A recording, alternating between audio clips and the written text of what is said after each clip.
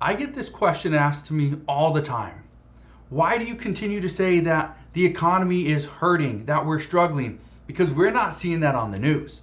But the global economy is collapsing, but you aren't being told the truth, and there's a reason to that. Now, I want to explain why. Because when you turn on the news, you're going to hear a bunch of good news. You're not going to hear much bad news or negative projections. But there's a reason why. When people hear negative news, and let me know if you're any different, but when people hear negative news, their mood changes. It shifts. They tend to not spend money when they're hearing negative news. So guess what happens? When advertisers are trying to pay into these companies, guess what they do? They stop advertising if all you're going to do is talk about negativity. They just stop because people aren't going to buy. Well, things are different on YouTube. This is why when you come to YouTube, you go to Facebook, even Instagram, and TikTok. That's different. That's why you're hearing more of the truth on YouTube. You're hearing more of the truth on Rumble, hearing more of the truth on TikTok over mainstream media outlets. And that's why I recommend, don't just follow me, go follow multiple YouTubers as well, because that's where you're going to get more of the truth and the facts. Now, here's what I want you to understand. When you start to see what's actually going on out there, right? We are seeing right now, there is a global economic collapse, and it's coming from all angles. But why is this global collapse coming? What's happening? Well, let's address this, because we're still feeling the effects of the war between Russia and Ukraine. That's not anything different. That's still going on.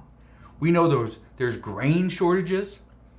We know there's precious metals that are in short supply, like nickel and lithium. There's a major gas shortage due to Russia, and obviously the sanctions from the United States and other countries. Right? We have worldwide inflation, not just in the U.S., but in Europe. You look at Turkey; they're getting just dismantled. They're getting hurt very badly. And we also know companies are self-sanctioning them, towards Russia out of fear that they will break a rule. So again, these are just parts of the issues. But again, all these issues combined make up a massive, massive crisis. And then let's look at the pandemic, right? Because I guarantee you, every single country out there is still experiencing the aftermath of the pandemic. We have worker shortages still. This is over 2 years after the pandemic began, and we still have worker shortages. Businesses have simply closed down and haven't returned because why? Their customers aren't there. Their workers aren't there. Many workers are simply working from home. Why is the reason behind that? Well, they just don't feel comfortable going back into the office. They think they are more efficient at home, when in some cases they're not. But they just don't want to drive to the office because guess what? Gas prices are a major concern.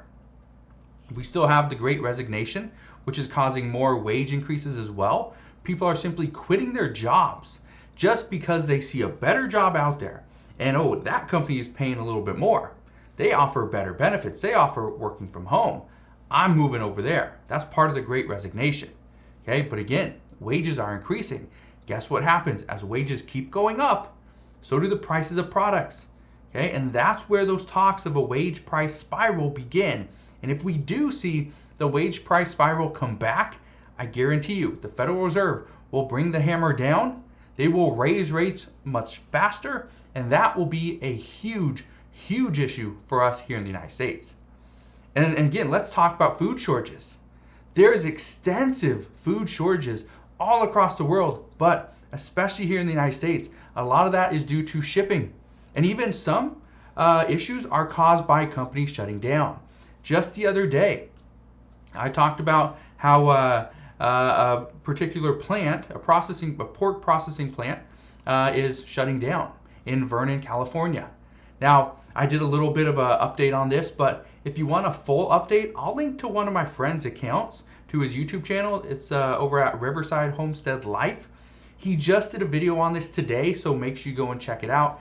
I will link to it. It will be the first link down in the description box below, and I highly recommend it. But he's just talking about Smithfield Foods and how they are shutting down their plant. But again, and I talked about this yesterday, this could be the first of many plants to shut down. And if it is, that will cause an even greater shortage. And guess what? They are owned by a Hong Kong-based company out of China. Yeah, you think that's a little bit scary? I guarantee you it is. We also know, and again, I talked about this the other day as well, that the International Longshore and Warehouse Union and the Pacific Maritime Association employer group, they have been in negotiations since May. This collective bargaining agreement has to be reached by July 1st, or these ports risk a potential lockdown. Yeah, locking down ports, the busiest ports in the United States, is a horrible idea.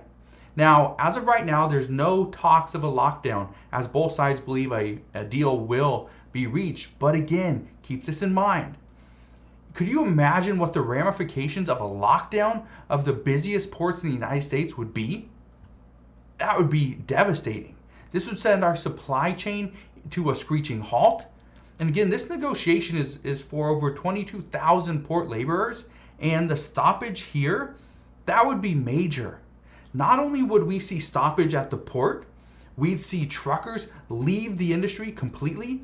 They're already teetering on the edge because of diesel prices, but I guarantee you, if the port is shut down and truckers do not have any products to deliver, guess what's going to happen?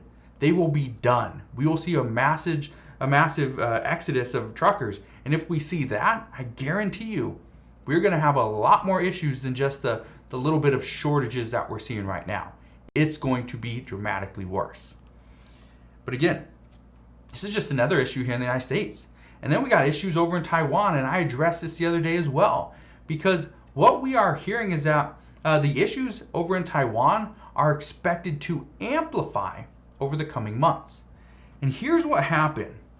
China is warning the United States to avoid the Taiwan Strait. China has also said that if the U.S. attempts to secede Taiwan from China, they will not hesitate to fight. And today, get this, the president of Taiwan's Legislative Assembly said Yangfen missiles can already hit Beijing, and Taiwan has the ability to attack Beijing. And these statements are not necessarily screaming peace, right? They're not necessarily screaming friendship and let's work together. That's not what they're saying. They're saying, you come at us, we will attack. And I can tell you right now, if Taiwan tries to attack China, it's probably not going to be pretty. And what's going to happen is the United States, like we always do, are going to step in. Whether we should or not, we will step in. Now, this is just part of the issues. These are just part of the issues and part of the reason why we are seeing a global economic collapse, because of all the things that are happening. Again, these little issues by themselves, not major, but when you combine them all, okay, and again, it's not the greatest news. We also know China's economy. It continues to feel the effects of COVID due to China's zero COVID policy. Right now, and this has been happening over for many months, China, when they lock down specific cities, this pretty much puts a huge disruption in the supply chain all across the world, because many people are counting on products from China. Here in the US, we count on trillions of dollars, okay? Trillions of dollars from China. It's massive. The amount of money that we are spending, it is insane just in China. So again, keep that in mind. And I guarantee you look around wherever you're sitting now, something that you have was made in China. Maybe it was a cell phone. Doesn't matter. Okay? Have a little kid's play camera, made in China, guarantee. This little remote to my camera, guess what? Made in China. Yeah. A lot of things that I have were made in China, and I guarantee you have the same issue as a lot of your products are made in China. Now, on top of all these issues, we got more issues to talk about. We need to talk about the export bans. Yeah, there are countries that are banning certain exports. For instance, and I addressed this morning, the United Arab Emirates, they now have a 4-month wheat export ban in place. We know Indonesia, they have a ban in place for palm oil. The United States has said that we have not ruled out a ban on oil exports. Consider that. Consider that for a second. The United States comes out and says we are not going to send any more oil overseas. No more. Not happening. Guess what's going to happen then? And again, we've already seen the discussions of this, and White House officials have mentioned this in the past. If we ban oil exports, what's going to happen is other countries are going to ban some of their products that we here in the U.S. need. So yes, we would have more oil here in the U.S., which would bring our costs down. But at the same time, again, a lot of issues. If we are already at almost capacity for refining oil, then that's going to be a major issue as well. So again, there's a lot of problems going on. But again, all these little issues aren't major if they're all by themselves. But when you combine them, that's where we're seeing a major crisis. We also know that India is restricting sugar exports. And according to global economists, and again, I bring this up because this is one of those staples that I tell everyone to get. When you are preparing, when you are prepping to just make sure that you can survive if we see empty shelves, one of the things I tell people to get are rice and beans. Now, what we are hearing from global economists is they are saying that they have been monitoring the price of rice for some time now because prices continue to surge, and if they do, we could see rice become in short supply, or we could see rice eventually get an export ban. All right? So just keep that in mind and consider that.